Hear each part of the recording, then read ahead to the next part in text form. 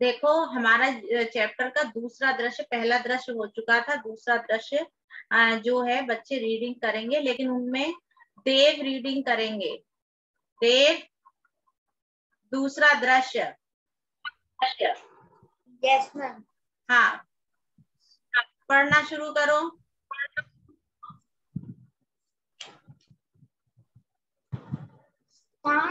स्नान के नारगंज बसंत का भाई प्रताप राजकिशोर का घर ढूंढ रहा था। प्रताप ढूंढ रहा था या ढूंढ रहा व्यक्ति है? एक मिनट, इतनी जल्दी मत करो, गलत मत पढ़ो। और ये मेरी आवाज क्यों रिपीट हो रही है? देव अनम्यूट है ना इसलिए। क्योंकि देव अनम्यूट है ना इसलिए। एक मिनट, गुंजन आप पढ़ो। गुंजन आप पढ़ो। एक व्यक्ति से क्यों भाई वनराज किशोर कहाँ रहते हैं? व्यक्ति, वे जो मजदूरों के नेता हैं, वे उसे नीले पर्दे वाले घर में रहते हैं। प्रताप उस घर के दरवाजे पर जाकर राजकिशोर जी को पुकारता है। राजकिशोर आता है। बस इतना ही। अब गुंजन को पढ़ने देना। एक मिनट। जो है बसंत अपने भाई को वहां पर भेजता है। राजकिशोर जी का वो घर ढूंढ रहा है और इसलिए भेजता है क्योंकि उन्होंने पैसे दिए थे, वापस करने हैं, इसलिए वो जो है अपने भाई के लिए भेजता है राजकिशोर के घर। गुंजन अब आप पढ़िए राजकिशोर यहाँ से। राजकिशोर, क्यों भाई, क्या बात है? प्रताप जी, मुझे मेरे भाई ने भेजा है। आज दोपहर को उसने आपको एक छन्नी दी थी। आपसे नोट लेकर बुनाने गया था, किंतु जब बुनकर लौट रहा था तो मोटर, थोड़ा स्लाइड करें ना। हाँ, तो मोटर के नीचे आ गया। उसके दोनों पैर कुचल गए। वह बेहोश हो गया, इसलिए वह आपके पैसे देने न आ सका। बड़ी मुश्किल से उसे घर ले गए। बड़ी देर में जब उसे होश आया तो उसने मुझे आपको पैसे लौटाने को कहा। मैं आपको 80 पैसे लाया हूँ। राजकिशोर, तुम्हारे घर में कौन है? प्रताप, कोई नहीं, मैं और मेरा भाई, हम दोनों भीखू अहीर के घर में रहते हैं। दंगों के दिनों में हमारे माँ बाप को किसी ने मार डाला। रो पड़ता है। मतलब वो ये सारी बातें बताता है कि हम दोनों ही भाई हैं, हमारे माता पिता जो है मर चुके हैं और हम दोनों ही मेहनत करके इस तरीके से अपना घर का गुजारा कर रहे हैं। तो ये सारी बातें कह के वो रो पड़ता है। हाँ राजकिशोर, बच्चे रो मत, मैं अभी तुम्हारे साथ चलता हूँ। अंदर की ओर पुकार कर, अमर सिंह, मैं अहीर टोला जा रहा हूँ। तुम बस एक मिनट, फिर मैं पढ़ूं? हाँ, कौन पहले नाम बताओ? मैं सौरभ भाटिया। सौरभ भाटिया पढ़ो। किसने? हर्ष ने। हर्ष आप अभी बाद में पढ़ना, ठीक है? इनको पढ़ने दो, सौरभ को। सॉरी, पढ़ना है। हाँ प्रताप। यह रहा साहब, आप आ गए। बेटा यहाँ एक मिनट, ये गलत है, यहाँ से पढ़िए। इसी वक्त डॉक्टर, फिर तीसरा दृश्य आएगा। ये इसी वक्त डॉक्टर वर्मा को लेकर वहाँ जल्दी आओ। भीखू अहीर का घर पूछ लेना। प्रताप को साथ लेकर चलते हैं। तीसरा दृश्य, स्थान भीखू अहीर का घर।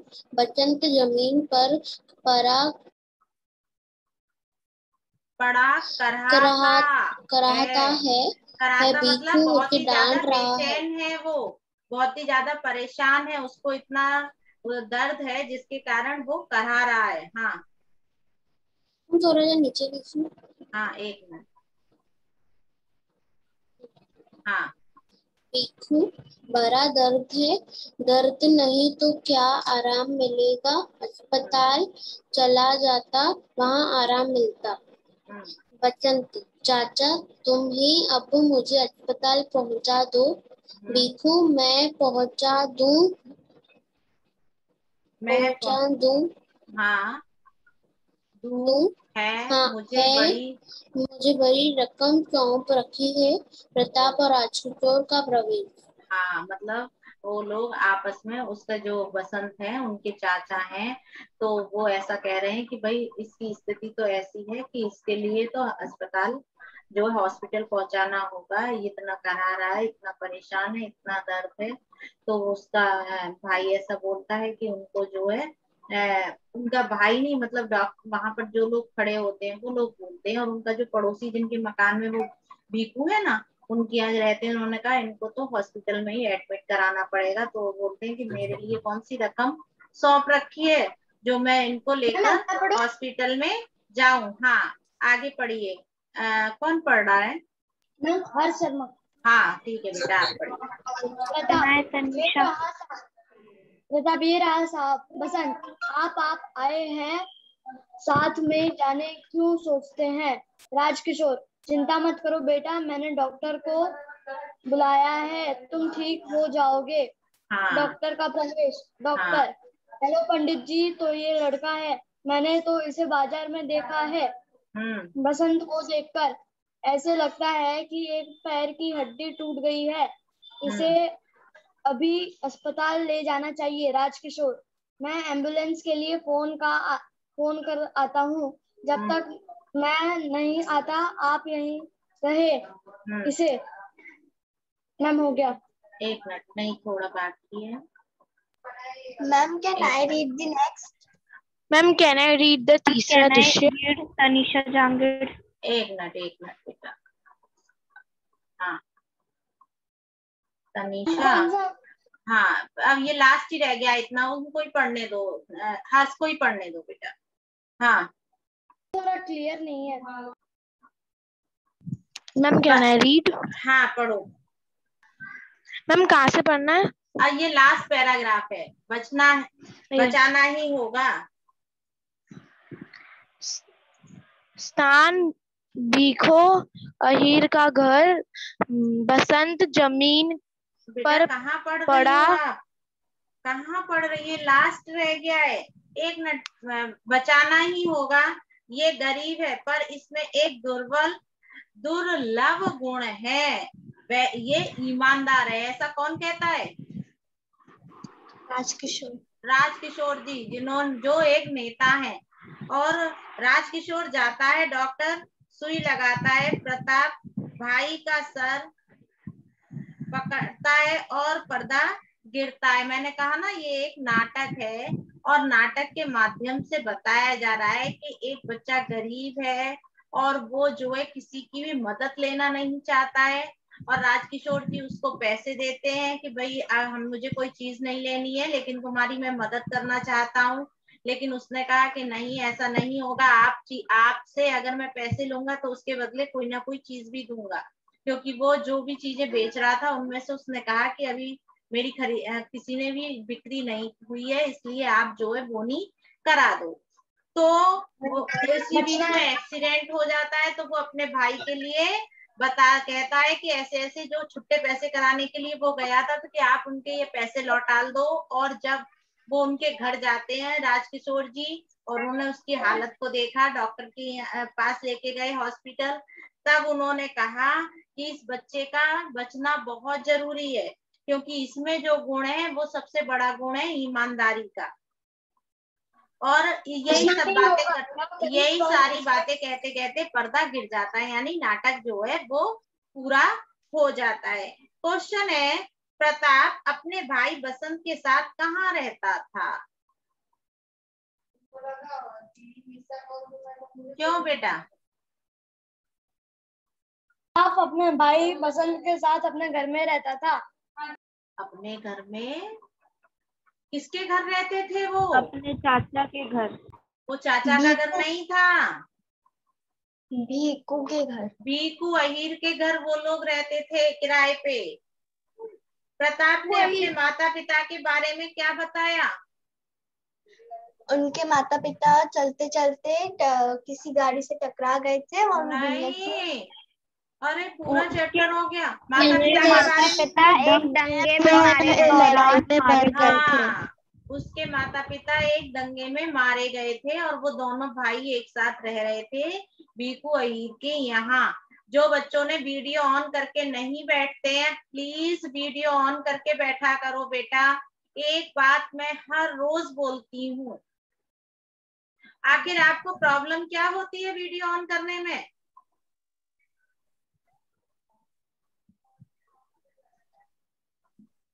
अगला क्वेश्चन है, किसने एम्बुलेंस बुलाई और किस लिए? राजकिशोर ने एम्बुलेंस बुलाई। राजकिशोर।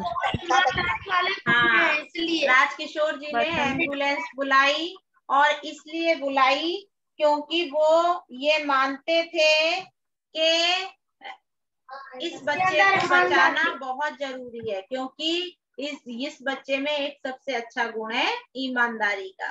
तो उसको उस गुण के कारण उसको बचाना जरूरी है। स्वाभाविक बात है, मानवीयता के कारण भी बचाना जरूरी है, लेकिन उसमें अच्छे गुण थे, इसके कारण भी उनका जो हृदय था वो बहुत ही ज्यादा उसके लिए द्रवित हो गया था। अगला आपके टेक्स्ट बुक में क्वेश्चन नंबर 3 है, मजदूर नेता कौन थे? मजदूर नेता राजकिशोर थे। राजकिशोर जी मजदूर नेता थे। ठीक है, ये क्वेश्चन। अगला है, बसंत पैसे छुट्टे लेने कहाँ गया? बाजार गया था वो पैसे छुट्टे कराने के लिए। मोटर के नीचे कौन आ गया था? बसंत। राजकिशोर प्रताप के साथ कहाँ गए? भीकू के घर, जहाँ पे बसंत रहता है। तो यहाँ पे अस्पताल है, जेल है, उसके निवास स्थान है डॉक्टर के पास। डॉक्टर के पास? अरे अस्पताल, उसके निवास स्थान। उसके निवास स्थान यानी घर या निवास स्थान, बात एक ही है। ठीक है, हम आपके घर गए या आपके निवास स्थान गए, तो जहाँ पर निवास का मतलब जहाँ आप रहते हैं वही घर है। हाँ, राजकिशोर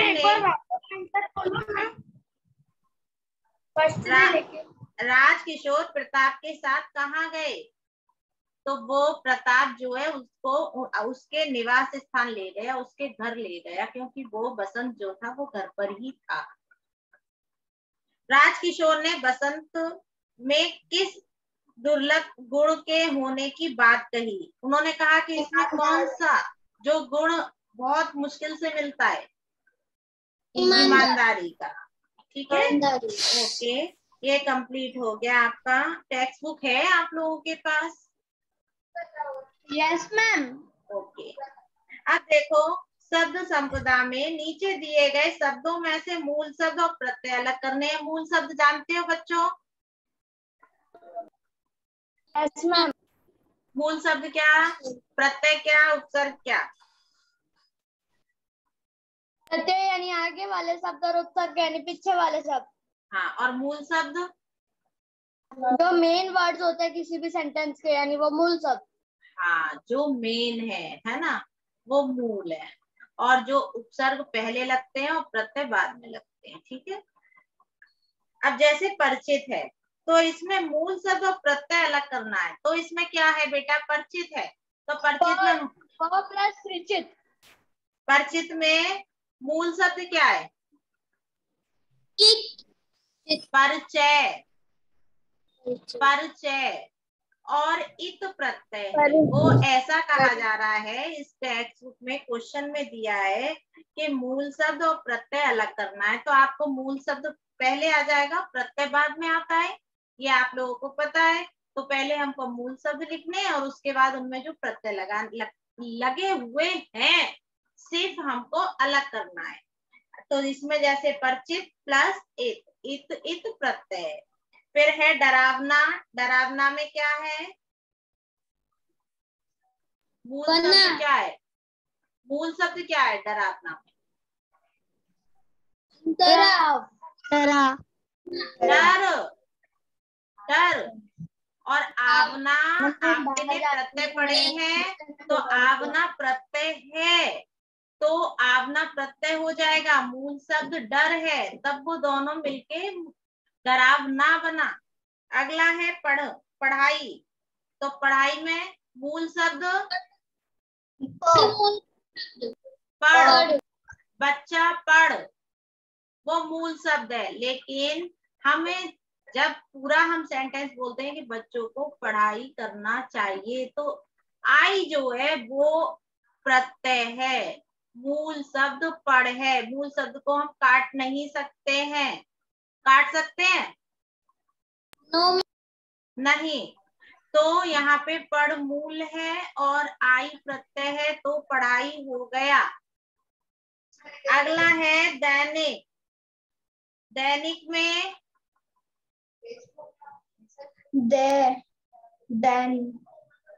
दैनिक का मतलब क्या होता है बेटा? रोज। रोज। रोज होने वाला है ना? हाँ, बिल्कुल सही बोल रहे हो आप। रोज, दैनिक यानी रोज। तो दैनिक में मूल शब्द क्या है? दे कैसे हो जाएगा? दिन। दिन मूल शब्द है और एक प्रत्यय है। तो जब एक प्रत्यय लगा दिया तो दैनिक हो गया, यानी प्रतिदिन। जैसे हम दैनिक अपने कार्य करते हैं। दैनिक कार्य में आपके जो भी काम आते हैं, यानी रोज करने वाले काम दैनिक। हाँ, मिठास। मिठास में मीठा मूल शब्द आस प्रत्यय है, तो मिठास हो गया। अगला है सज्जनता। तो सज्जनता में मूल शब्द सज्जन और प्रत्यय तो सज्जनता हो गया। अगर दुर्जन हो तो दुर जो है वो मूल शब्द हुआ और प्रत्ययता मतलब दुर्जन में दुर मूल शब्द और प्रत्यय हुआ तो दुर्जनता हो गया। हाँ, मीठा प्लस आस तो मिठास हो जाएगा। अगला है विलोम शब्द। तो आपको आते होंगे। देसी का विलोम विदेशी। घर का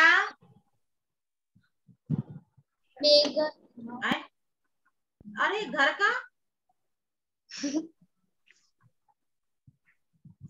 अपोजिट वर्ड नहीं पता है? हम बेगर।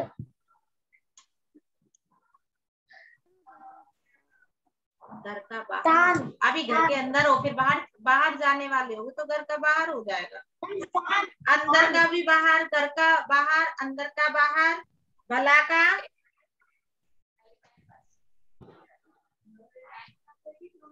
बेघर भी हो सकता है, बेघर भी लिख सकते हैं, घर का बेघर। हाँ, भला का अरे इतने इजी वाले नहीं बोल रहे हो। बाहर आएगा ना मैम, घर और अंदर का दोनों का बाहर आएगा। हाँ, भला का अरे भला का बुरा नहीं पता है? क्यों नहीं बोल रहे हो? और वन शेजवानी कम से कम रीनेम तो किया करो। वीडियो ऑन नहीं करते, रीनेम नहीं करते, अटेंडेंस के टाइम आ नहीं पाते।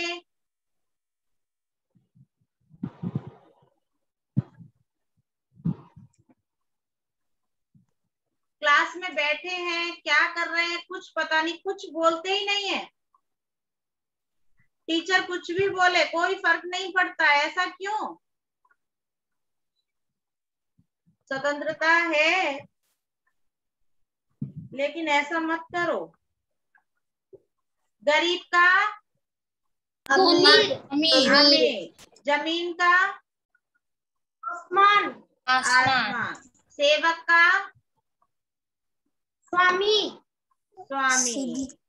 मिठास और फिर है मुश्किल का आसान, और बेचना खरीदना, और क्रय का, अच्छा क्रय का क्या होगा? किराया बोल रही हूँ। क्रय का में नीचे रा है, क्रय।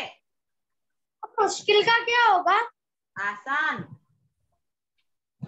हम विक्रय, हाँ, क्रय का विक्रय, यानी जब हम कोई चीज खरीदना, क्रय, विक्रय यानी बेचने वाला, तो क्रय विक्रय, क्रेता विक्रेता जिसको हम बोलते हैं, खरीदने वाला और बेचने वाला।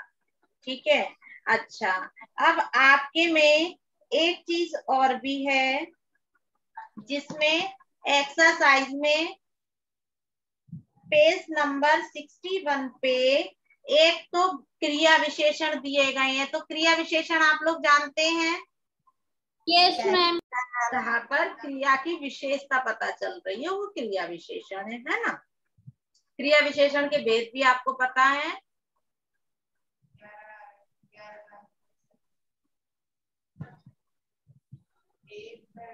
अभी मैं बोलूंगी तो आप तुरंत बोलोगे हाँ मैडम हमको आता है, लेकिन वैसे आप लोगों को ध्यान नहीं है। क्रिया विशेषण देखो कितने बच्चे चले गए क्लास में से।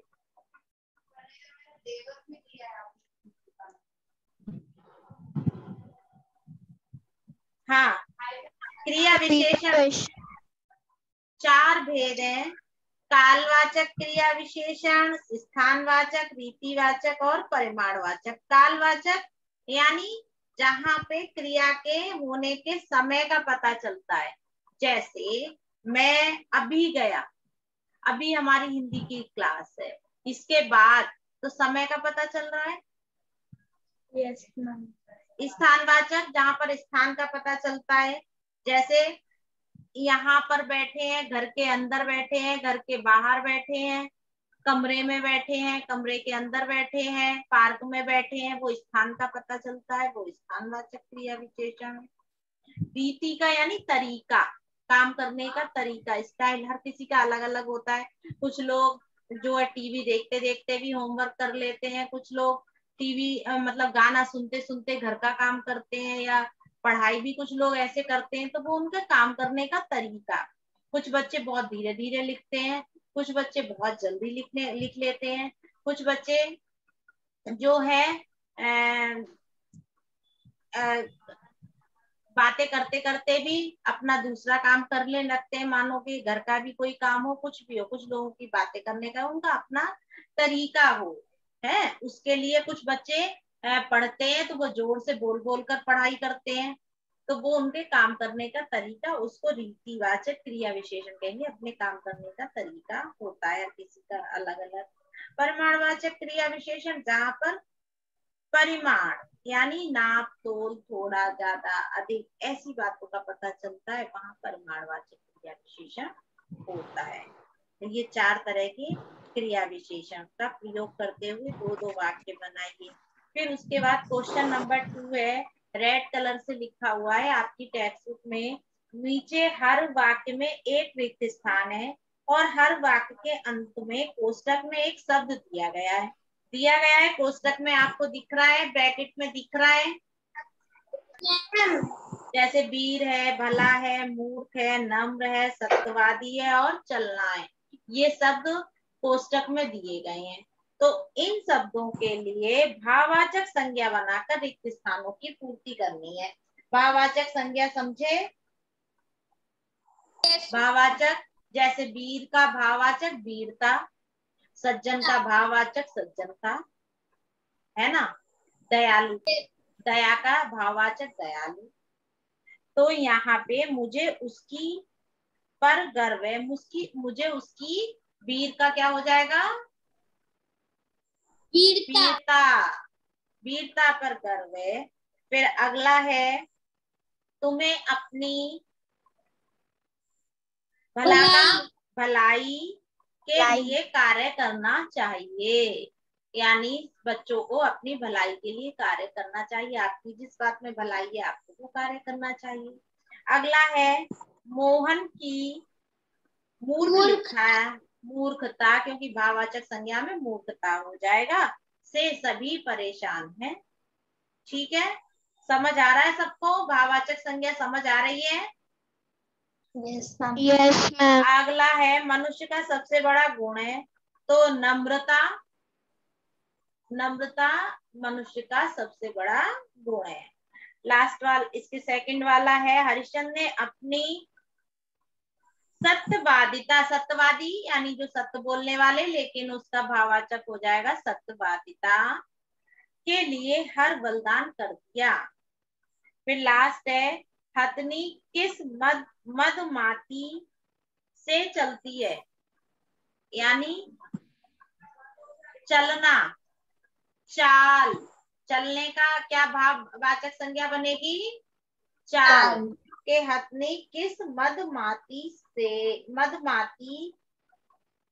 चाल से चलती है।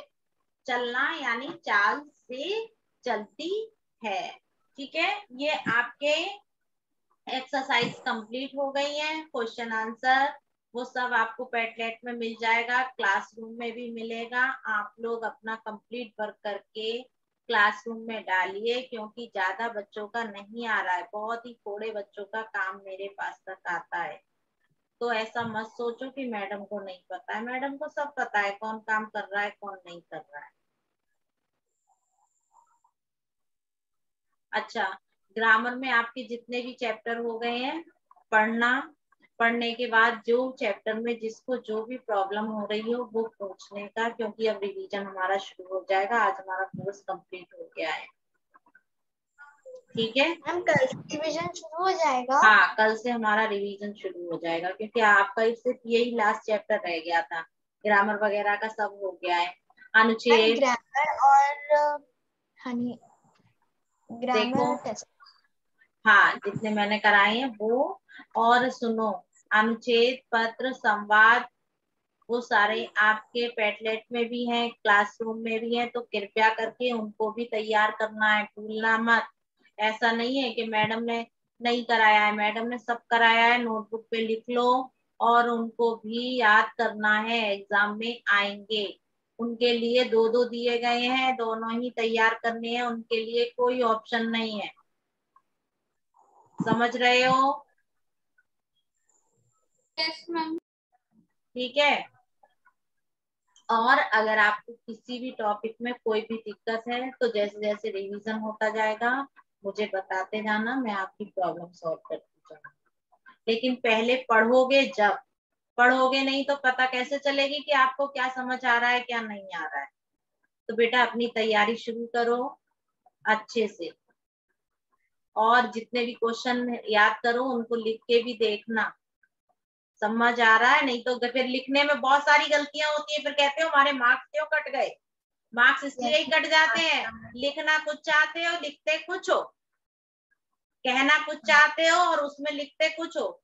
तो जो लिख रहे हो आप उसी के मार्क्स मिलेंगे। तो गलत लिखा है तो उसलिए पहले याद कर लो, फिर लिख के देखो, फिर जहां गलतियां हैं उन गलतियों को खूब सुधारो, तो फिर दोबारा कभी भविष्य में वो गलती नहीं होगी। क्योंकि एक बार हम अपनी गलती स्वयं पकड़ लेते हैं ना, तो हमारी गलतियां नहीं होती हैं। तो आप लोग अपनी गलती खुद सुधार सकते हो। बहुत ही ईमानदारी से अपना काम करो, वो आपके लिए ही आवश्यक है, आपके लिए ही, आपके भविष्य के लिए। तो आप अपने साथ तो ईमानदारी कर सकते हो ना। ठीक है, मैम, रिवीजन कल से जब स्टार्ट होगा तो हम अपने डाउट्स पूछ सकते हैं? हाँ हाँ बेटा, डाउट्स पूछ सकते हैं। ठीक है, ओके, बाय बेटा। Bye ma'am.